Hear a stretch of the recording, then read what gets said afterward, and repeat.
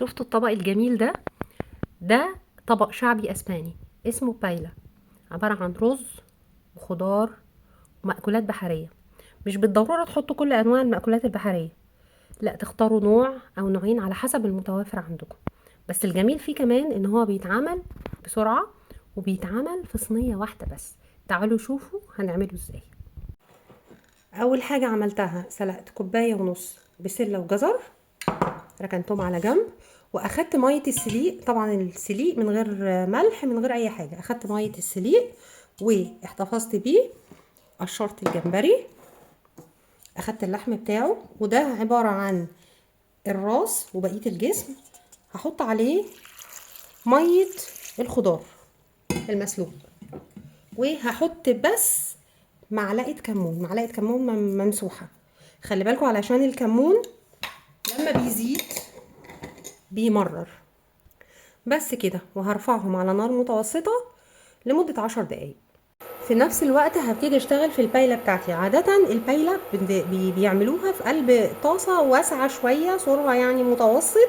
بس مش مشكلة، احنا بالنسبة لنا ممكن نشتغل في اي حاجة. طاسة يكون سرعها عالي، او صينية فرن يكون سرعها عالي برضو هتكفي نفس الغرض. انا هنا حطيت في الطاسة اللي هشتغل فيها او في الصينية اللي هشتغل فيها، حطيت حوالي 3 معالق زيت، وهنزل بالجمبري. خلي بالكم علشان الجمبري ما بياخدش وقت سوا. انا مش هسويه 100%، يا دوب هياخد وشين وبعدين هقلبه على الوش التاني. يا دوب ياخد تشويحه على الوش ده واحطه على الوش التاني.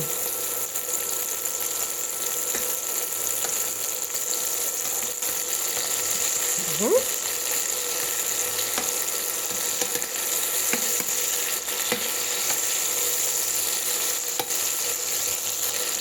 كده تمام.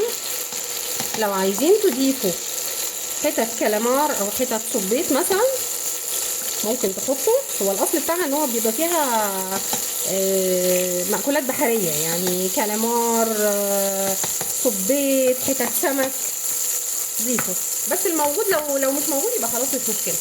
كده خلاص. احط البصل بتاعي ياخد تشويحة يدبل بس، واكمل. مجرد ما البصل ما يبتدي يدبل احط الثوم برضو ياخد تشويحة كده، وشوف هكمل هعمل ايه. دلوقتي هنزل بالفلفل بتاعي، ابتدي انزل بالخضار بس مجرد يدبل، وبعدين اشوف هحط ايه بعدين.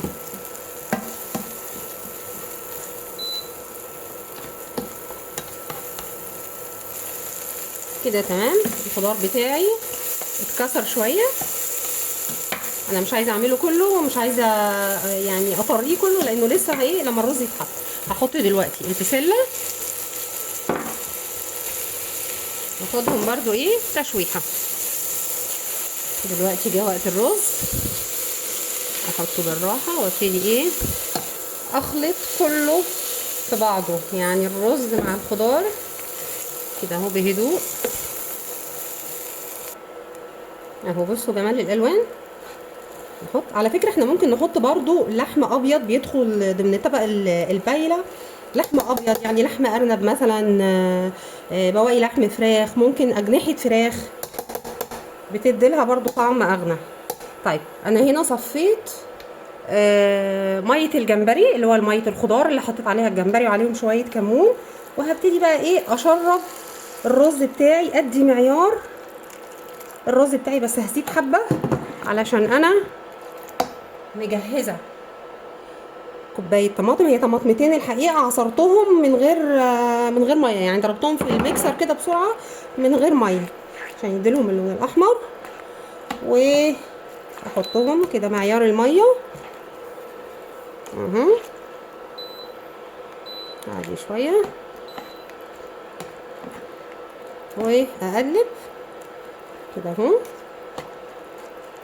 ابتدي بقى اظبط الملح بتاعي، لو عايز شويه احط شويه الصوص اللي هو بتاع الجمبري، ميه الجمبري.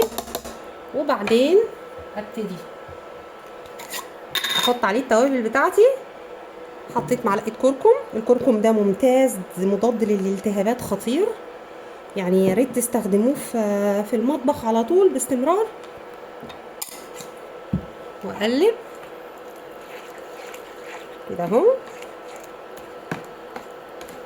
على فكرة الفايلة دي من ضمن القصص اللي اتقالت عليها انها عربية الاصل، لما كان الامراء العرب حاكمين جزيرة الاندلس او اسبانيا، جزء من اسبانيا، فكانوا بيعملوا الولايم الكبيرة قوي، والاكل اللي باقي منهم كان اللي شغالين في القصور هم اللي بياكلوه، فكانوا بقى بيختلط اللحم مع السمك مع الجمبري، فالاخر ياكلوه، واللي يجي يدوقه يقول عليه يعني يلاقي طعمه حلو قوي، فيسأل فيقولوا عليه دي البيتة، اللي هي البيلة، جاية من كلمة البيتة او الاكل البايت. دلوقتي بس اشوف الملح بتاعي، اظبط ملحي. طيب هو محتاج سنة ملح، لان خلي بالكم المحريات بيبقى نسبة الملوحة فيها عالية. نحطه كده اهو، نظبط ملحنا. اللي عايز يحط فلفل اسود يا مرحبا. كده اهو، بمجرد ما الميه ما هتتشرب احط الجمبري. البايله اهي تقريبا اتشربت، هحط عليها قلب الجمبري اللي انا قشرته في اول الموضوع. انا ما رضيتش احط الجمبري في الاول علشان خاطر لو حطيته الجمبري ما بياخدش سوا كتير، فهنلاقيه الاخر جلد بقى، ما ملهوش طعم. جلد دي تعبير اسكندراني شويه،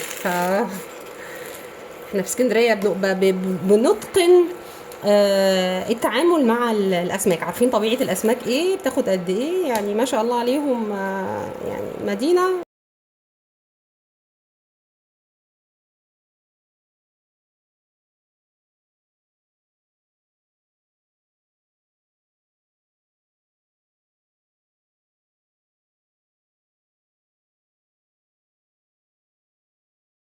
وادي صينيه البايله بعد ما خلصت تماما، عباره عن رز، خضار، الجمبري بس هو مختفي اهو، ايوه اهو، وكمان المحار بتاعنا استوى على البخار بتاع الرز. بصوا كده، يعني مثلا لو مسكت واحده كده اهي فتحت، طالما فتحت كده يبقى استوت. ايوه اهي، يبقى كده استوت. والجمبري تمام مستوي. انا حطيت عليه قطع ليمون، علشان المفروض يعني ان هما بياكلوا معلقه رز ويعصروا عليها نقطه ليمون، بس هقول لكم هو رائع.